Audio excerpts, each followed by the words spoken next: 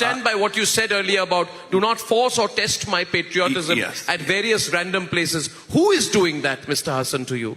Who is testing your patriotism at random places? When you play our national anthem in cinema theaters, and that's not the place to test it.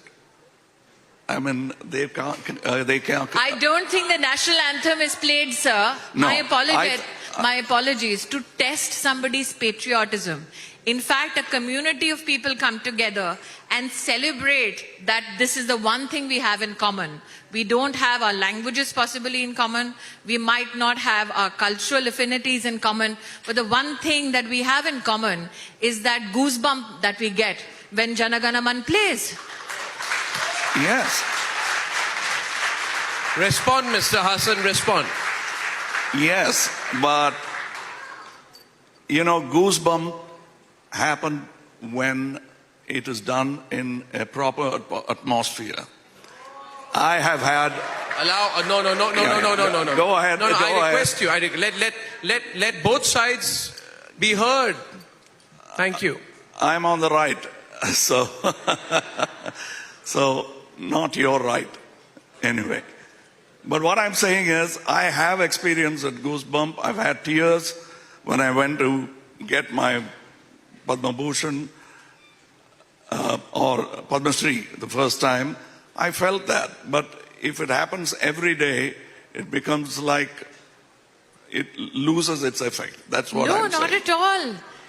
Even today, any part of the country that irrespective of which Indian stands, I remember Mr. Hasan speaks about the appropriate place and time for the national anthem to play. Last year during IFFI, something went wrong in the audio control, and we were in a hall full of the most distinguished filmmakers in the country and the world. And because the audio didn't play, all Indians in one voice started singing the national anthem. They were not squeamish because the French were around. They were not squeamish because it was not deemed appropriate or glamorous enough. They were proud that we as Indians, irrespective of our diversity of craft and ideology, sang our national anthem and told the world that irrespective of our differences, we stand as one. I beg to differ, sir, on one aspect. When you say that there is a deliberate attempt to divide, so when the Prime Minister, or for that matter the government says, let us build a road or let us ensure electricity in each home, do you think वो बिजली की तार घर में पूछ के आती है घर हिंदू है क्या मुसलमान का है? Do you think वो सड़क आपसे सर्टिफिकेशन मांगती है कौन चल रहा है मुझ पे हिंदू या मुसलमान? So that is why I'm saying that for a surging India, there are some who are perpetually pessimists, and I don't deny it, who will always think we are a nation of nothing but troublemakers. But I as an Indian take pride in the fact that we are a nation which accepts our challenges, and we say that we are here to fix the problems of the past and to set a course right for the future.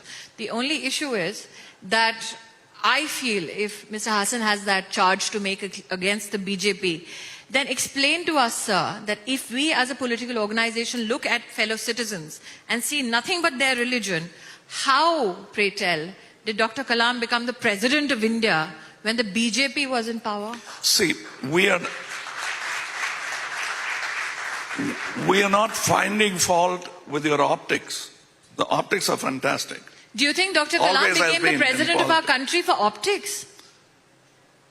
I beg your pardon? Do you think, sir, Dr. Kalam became the president of our country for optics? No, because he deserved it. That's different. Yes, and the people who made him get that particular opportunity that he so deserved and that we as a nation deserve to have a man of that excellence was the Bharatiya Janata Party.